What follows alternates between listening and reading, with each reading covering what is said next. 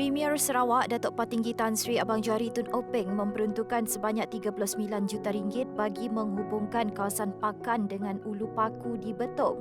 Timbalan Premier Sarawak Datuk Amar Douglas Unggah Bas berkata, projek berimpak tinggi itu bukan sahaja membuka laluan baru kepada penduduk setempat tetapi juga menjimatkan lagi perjalanan di antara kedua-dua kawasan. Jelasnya projek itu merupakan salah satu lagi bukti kesungguhan kerajaan negeri dalam menyediakan kemudahan terbaik yang diperlukan oleh rakyat khususnya di kawasan pedalaman dan luar bandar Sarawak. Projek Jambatan Batang Saribas 2 dan Jambatan Sungai Pakus Pau dianggap sebagai projek sakit kerana ia gagal disiapkan mengikut jadual. Susulan itu, Timbalan Premier Sarawak yang juga merangkap Menteri Infrastruktur dan Pembangunan Pelabuhan, Datuk Amar Douglas Unggah Bas mengarahkan kontraktor terlibat mengadakan perbincangan dengan pihak Jabatan Kerja Raya JKR. Tegas Unggah lagi kesemua projek infrastruktur yang telah diluluskan harus dilaksana dan disiapkan mengikut jadual ditetapkan.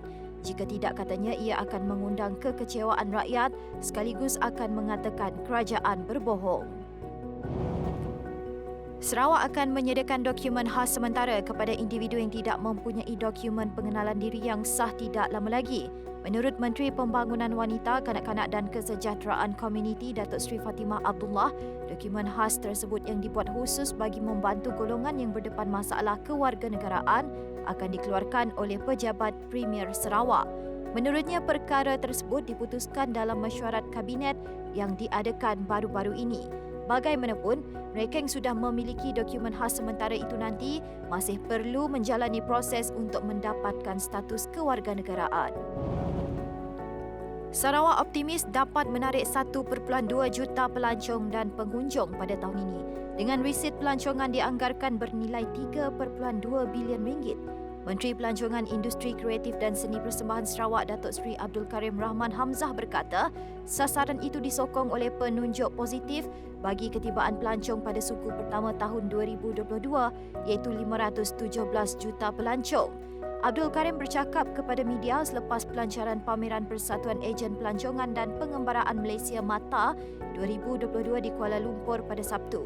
Beliau berkata jumlah pengunjung ke Sarawak menunjukkan prestasi yang agak baik sebelum wabak COVID-19 melanda. Pada 2019 saja, ketibaan pelawat ke Sarawak menunjukkan jumlah tertinggi iaitu 4.66 juta. Tabung Baitul Mal Sarawak TBS berharap aplikasi jejak asnaf dapat dimanfaat sepenuhnya oleh masyarakat negeri ini bagi memastikan tiada golongan yang tercicir dari menerima bantuan. Selain itu, menurut Pengurus Besar TBS, Datu Abang Muhammad Shibli Abang Muhammad Naili, aplikasi tersebut juga mampu memberi kesedaran kepada orang ramai akan tanggungjawab mereka. Menurutnya, dengan adanya aplikasi berkenaan, pihaknya dapat menjejaki lebih banyak golongan yang memerlukan dan memperkukuh hubungan dengan masyarakat.